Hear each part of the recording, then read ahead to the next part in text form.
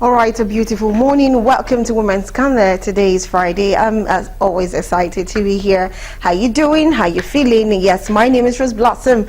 Today we're talking about something quite different from the usual. This is more feminine, and we're going to be talking about embracing feminine leadership style, and in the sense of why you're a woman and you're lead as a woman. Don't try to lead as a man.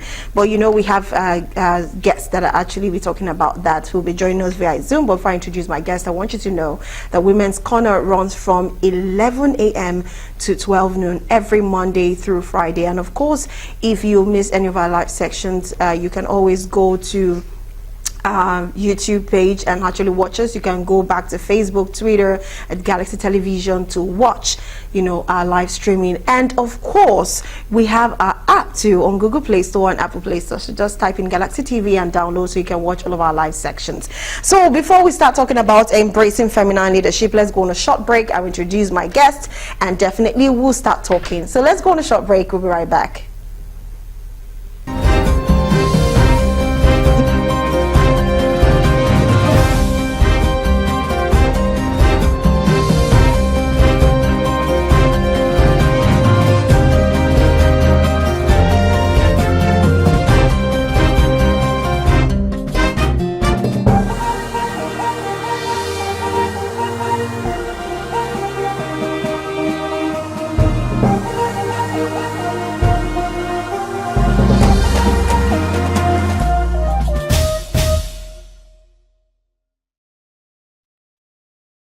Back. So yes, we're going to be talking about embracing feminine leadership style. So we have Omoyemi Becky Olatunji. She's a lead consultant of Bold Life Dynamics. She's an author and advocate, a sexuality coach, and she is a family life practitioner.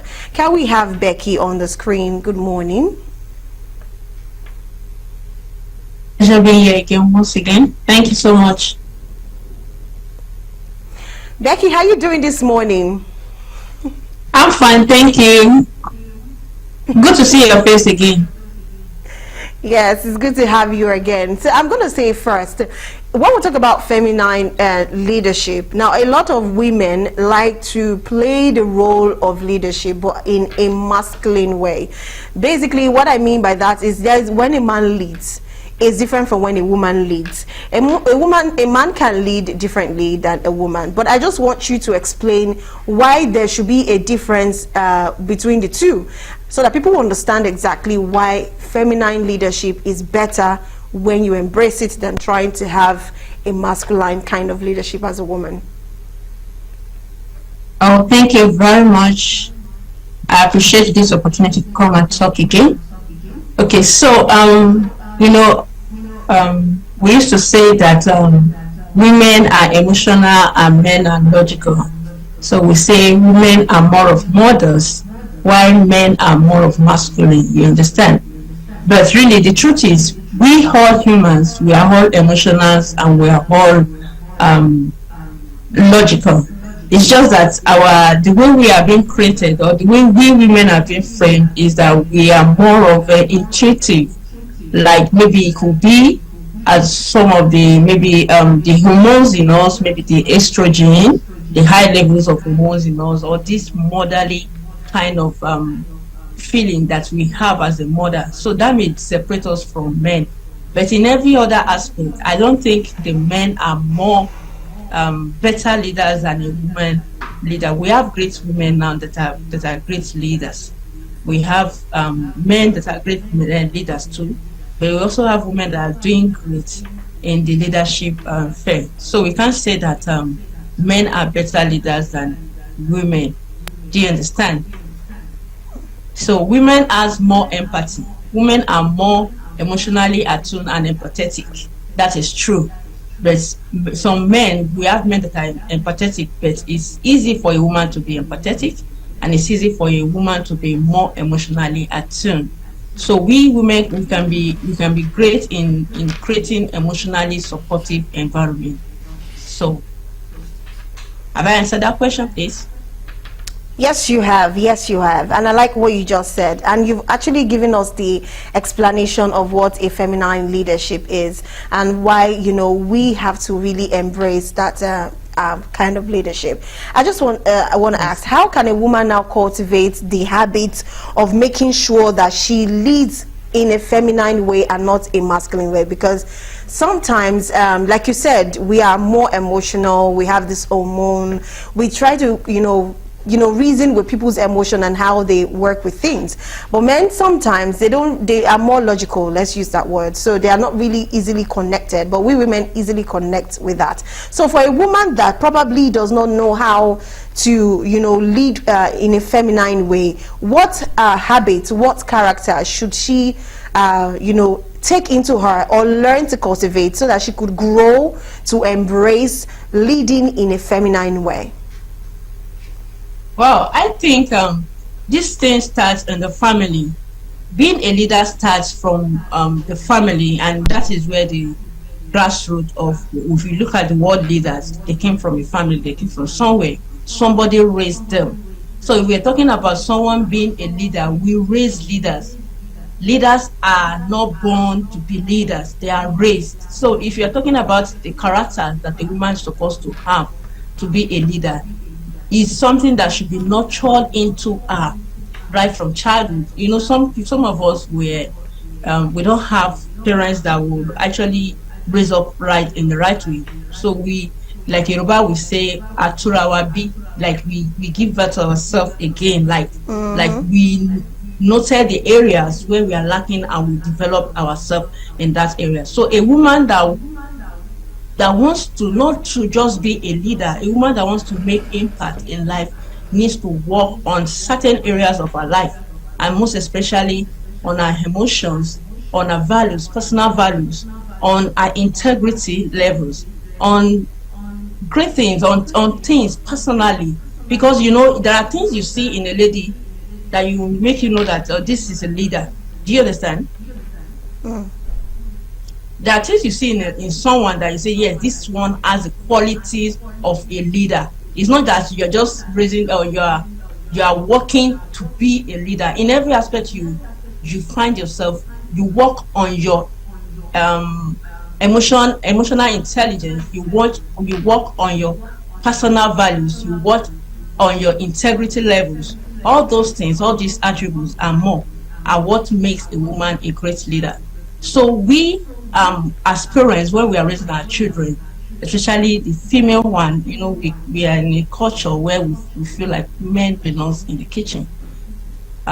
It's a cultural belief. We feel like women belongs in the kitchen. Women, their role is just to give birth. Their role, they are not supposed to be had. That's some disempowering belief that lots of people or some people still have about women. But if you as a parent, you have a female child, you need to nurture that female child with the right skills so that child can grow up with good emotional intelligence, with assertive skills, because it's easy for women to be intimidated. It's easy for a girl child to be intimidated when they are in the world and when they see men. Some men will shut them down. Some men will expect them that because you're a woman, you're not supposed to do this, you're not supposed to do that, you're not supposed to have more, you're not supposed to do more. You understand? So you need to raise your child, your girl child, up with the right skills for her to excel in the world out there. So raise your child to be vision and purpose driven. Raise your girl child to have strong communication skills. Having the right communication skills helps that girl child to be able to express his or herself, to be able to connect with people. I talk about empathy. If you don't have the right communication skills, it will be very hard for you to understand people and also to make yourself clear. Now, understanding people does not mean that you have to accept people to get over you, to ride over you. You accept people to take advantage of you. That's also where the assertive skills comes in. So a good woman that wants to be a great leader needs also to be patient and persevere. Have the ability to survive.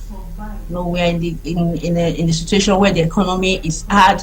The economy is wonderful. Let me not say hard. It's wonderful.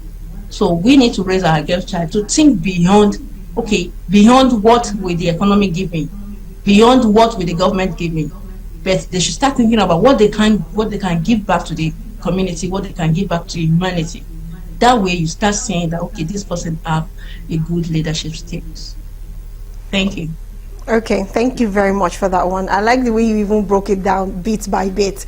So, you know, while we're still talking about people embracing and how you can grow, you know that sometimes that even a woman wants to actually lead in a feminine way, which is making sure that she does not forget she's a woman and acts like a woman despite being in a leadership position. Now, there are some challenges that some women face during this leadership thing, because you know sometimes we have these stereotypes that women cannot lead, and there's this challenge that people just want to bring up, like they just want to challenge you because you are a woman leader. Do you understand? You are a leader, but you are a woman this time. Now, what are the common challenges that most women face in leadership, and how do you think that they can actually make sure that they do away with this? I know there are a lot of ladies that, you know, while they are leading, you'll find that some of the men who are not comfortable with women being in leadership always try to throw tantrums, you know, at them and all of that, and sometimes some women might lose their cool or get too emotional. You know, we have instances like that. So I just want you to go a bit into detail of the challenges that women face, the most common ones, and for those who are probably going through that challenge, this and that is the way they can actually go about such challenge to actually overcome it and not lose the position of being a leader wherever they are. Okay, I'm sorry I missed the past question that you asked, that how can a woman lead in a feminine way, right? Okay, we are being created with the softness, permit me to use that word, with the softness and with the with those that feeling, that empathic feeling that men actually lack. Permit me to generalize. I'm not saying every man. I'm not saying every woman. So we have some women that are very bossy. We have some women that they are like men. You know, they can be tough. They can be. So let me just permit me to talk about personalities, please. As a practitioner, I've met with lots of people that doesn't understand their personalities. And one of the things you need to understand when you're dealing with human being is to understand personality, your personality, individual differences, and whatever. So people that tend to have there's the personality we call intimidating armor. They can be, if I want to interpret it in the major personality traits that we have in the society, because they have a major percentage of choleric. These women that have that, they can be very bossy. They can be like, you know, men in feminine form. So if you as a woman, you understand that this is you, people like that, they can lack empathy. They are the kind of project-oriented person that they want this to be done. They want this. If I give you assignment, you have to get it done. They can be very workaholic. They are all about work. Now, if a woman like that, you are working with a woman like that, you find it very hard to believe that she's actually a woman because of the way she is. So that we women, we need to understand that we are mothers, actually. Men cannot be like mothers. So one of the ways, let me just mention maybe one or two things that we can live in a feminine way, how a woman can live in a feminine way. Firstly, a woman needs to embrace emotional intelligence. You know, they need to understand their emotions. They need to know that this is who I am. Everybody cannot be like me. Everybody cannot act like me. Everybody cannot deliver the way I want them to deliver. So they need to learn to start showing empathy. They need to learn to start showing compassion, and also create an environment that will be supportive and also enabling for people around them. So that's one way you can lead as a woman in a feminine way. So another way is for you to lead with empathy and compassion. Empathy and compassion. The world presently needs kindness. The world presently needs empathy. The world presently needs compassion. If we have if we can understand people, if we can have compassion on people, if we can have empathy on people, I think we have a reduced rate of suicide going on presently. So the reason, major reason people are committing suicide presently is because they lack people that understand them. They lack people that sympathize with them, that empathize with them. So we as a woman, if we find ourselves in a leadership group, this is very important. You need to learn to be empathetic with people. You need to learn to be compassionate with people as a woman. So the last one is we need to learn how to collaborate in a way that that empowers people, in a way that we maximize the individual skills that we have. We look for ways to. I'm not saying gender equality is actually interesting and is actually something that the world is actually looking at presently. So we look for a way to collaborate by looking for each skills that someone has, and put it into the right way. You shouldn't be kind of tribalistic. Oh, this person is my tribe, and that person may not have the skills that you need. This person is my family, and the person may not have the skills that you need. So if you want to lead in a feminine way as a woman, learn to collaborate by seeking the perfect skill. The person that has the skill may not be somebody that you like, but if you really look at what you need to get done, you overlook your likeness or your biasness, your gender or your tribalistic view, and just look for the right way to collaborate. So now coming down to this, your question about challenges that women may have, right? Mm-hmm. Yes. So we are still in a developing world where we still not actually recognize that women can do great things. We have still not accepted that women can do more than what a man can do. Now, let's say, for example, we have what leaders like Ngozi Okonjo-Iweala.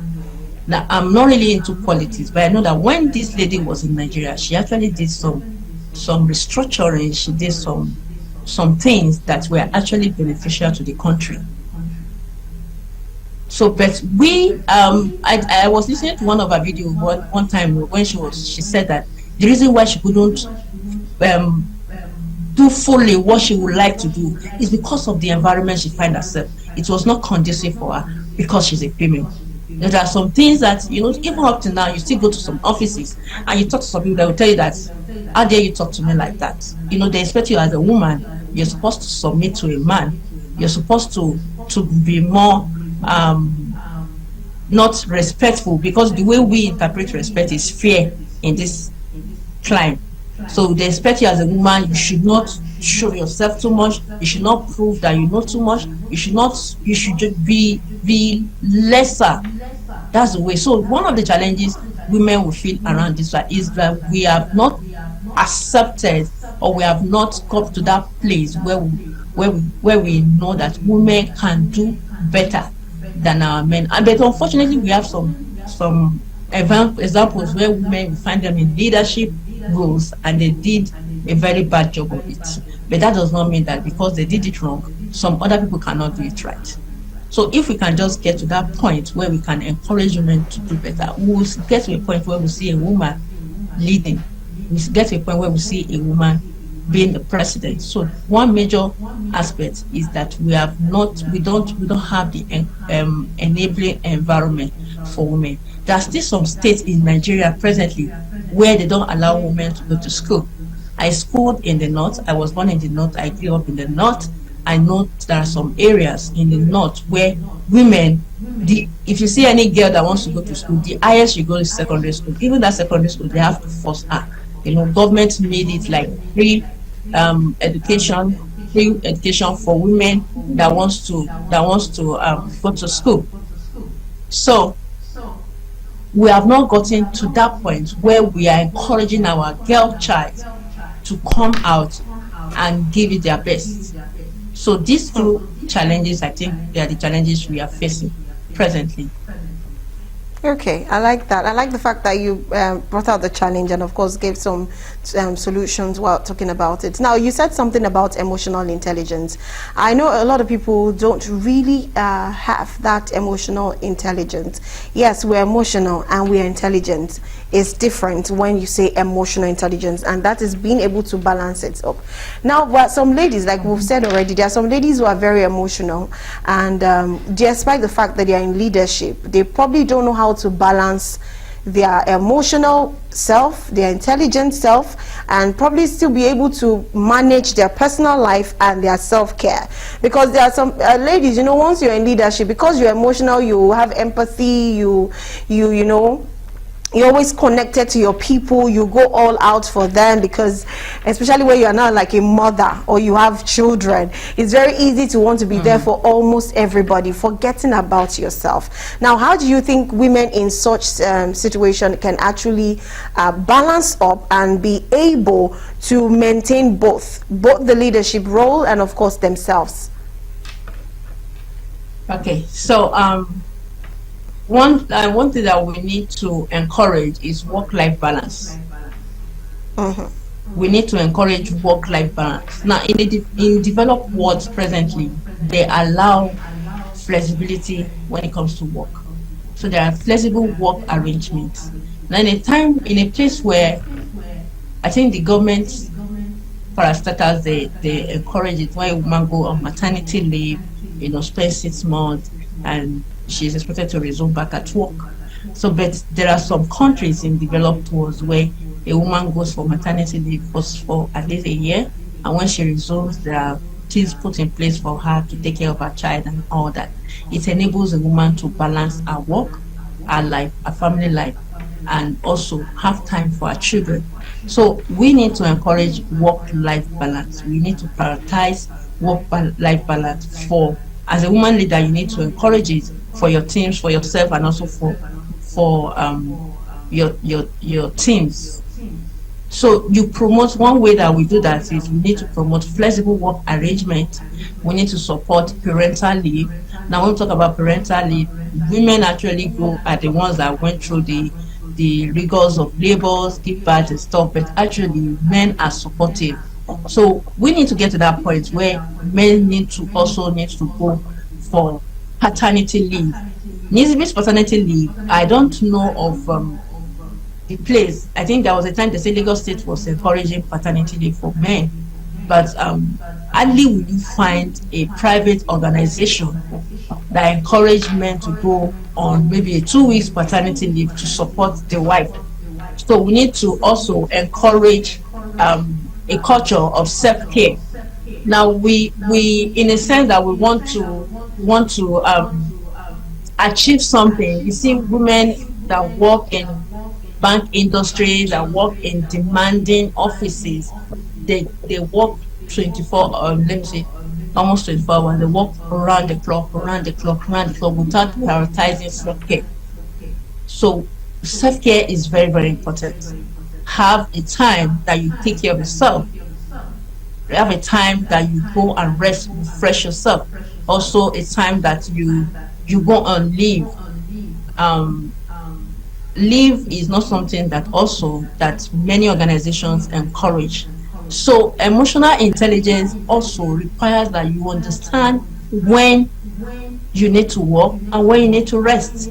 You understand when your family needs you, and you understand when your work needs you. That is work-life balance. You need to prioritize all these things. Thank you very much. I think that is well said. Let's go for a break so we can have a relaxation a little bit. Then we'll come back to continue this. Come back. I like the last part. If I'm not comfortable with anything, even not just as a child, even as an adult, if you're not comfortable with something, do not do it.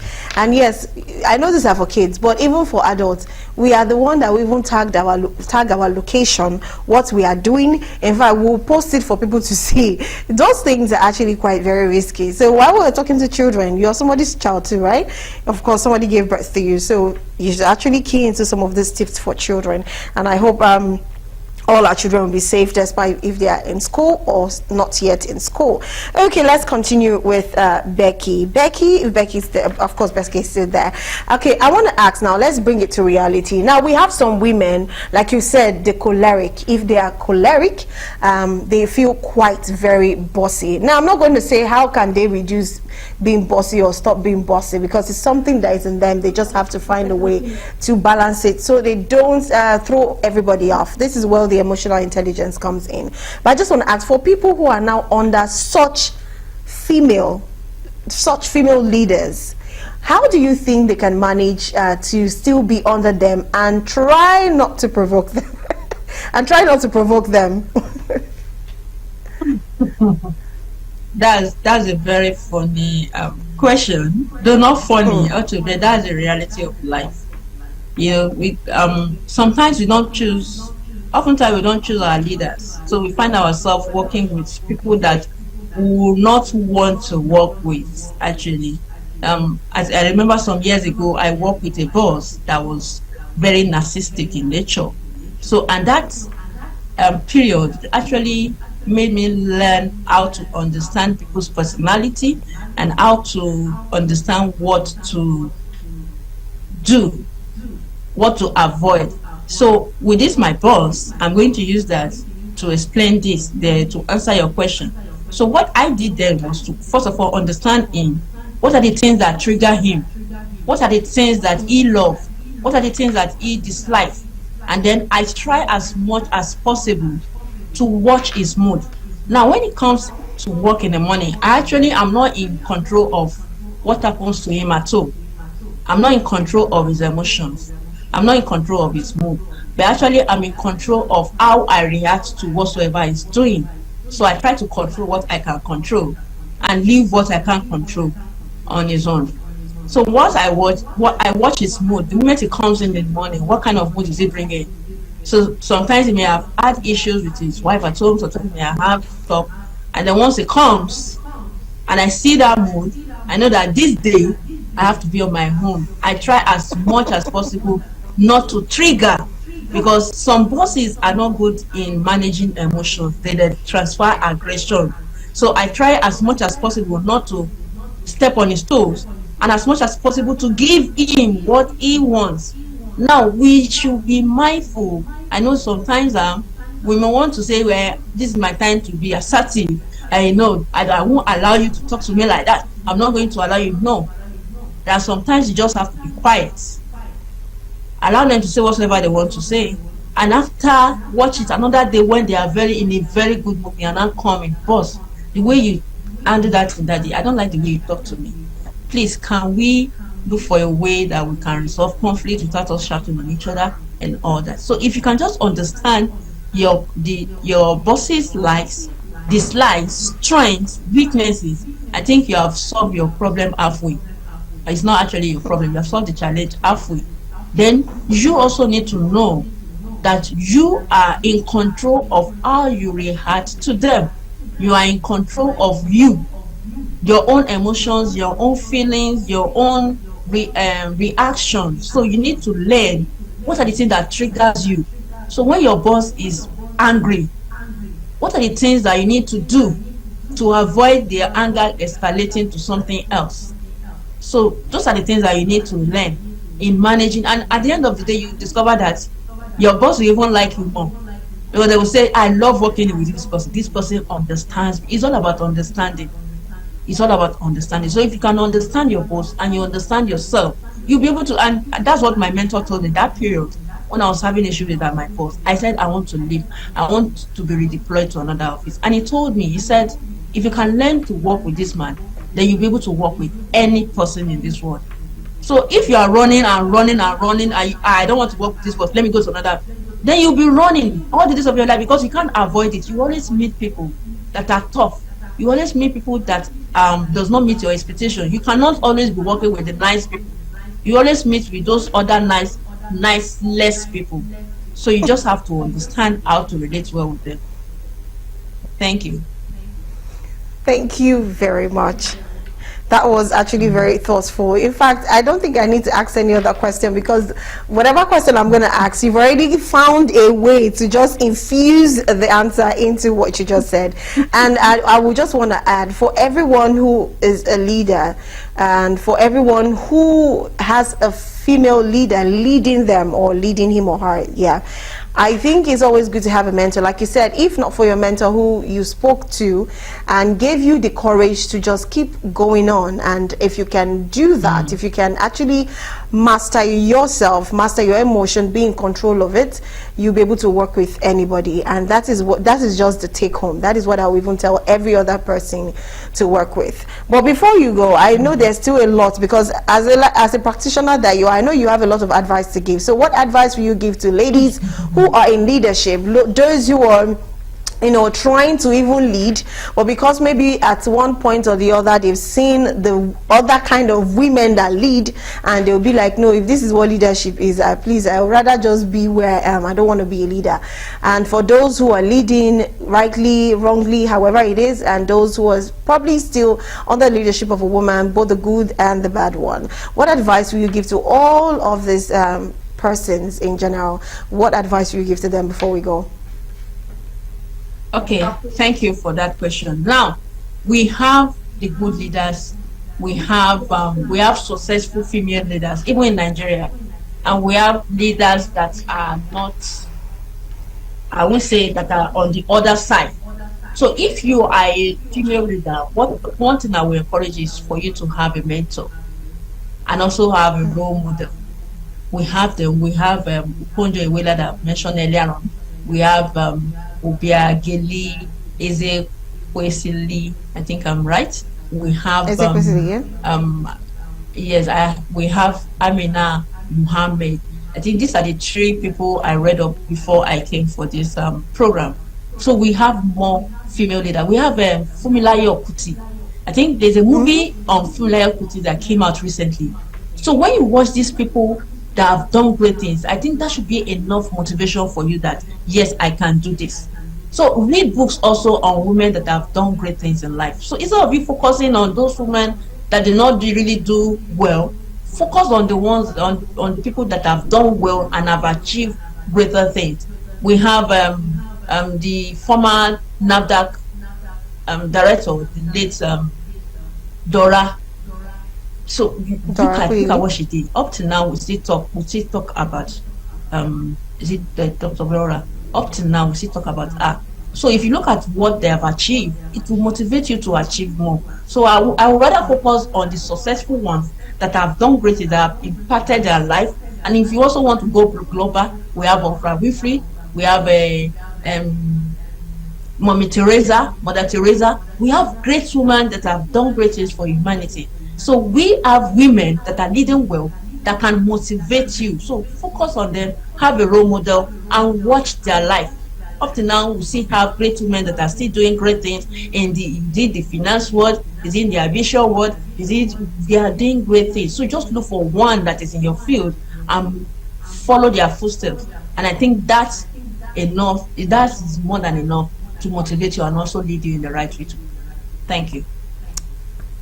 Okay, thank you very, very much. I love all the samples of great women that you've actually mentioned. That is just the perfect one, and I know that is a take home for everybody. Thank you so much, Omoyemi Becky Olatunji, for coming up. And if you must know again, if you don't know what she is or what she does, she's a lead consultant of Bold Life Dynamics. She's an author, she's an advocate, she's a sexuality coach, and she is a family life practitioner.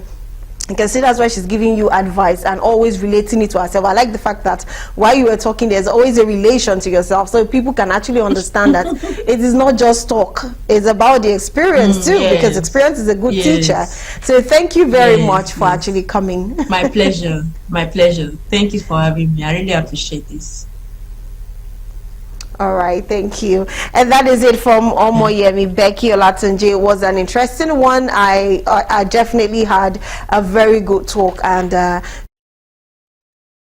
those who have female leaders and you're, you know, someone leading you is a female and you probably have a bad experience with them, that is the most important part. That, in fact, that is a chunk of it, because a lot of ladies get scared. They don't even want to be leaders. They don't want to even have anything to do with women because of their experiences. But right here we had Becky advising us on how you can take control of yourself. Avoid, you know, whatever makes the person, you know, go gaga. Just try to master yourself, and of course when you master yourself, you probably even become the best of that same person you're complaining about. Anyway.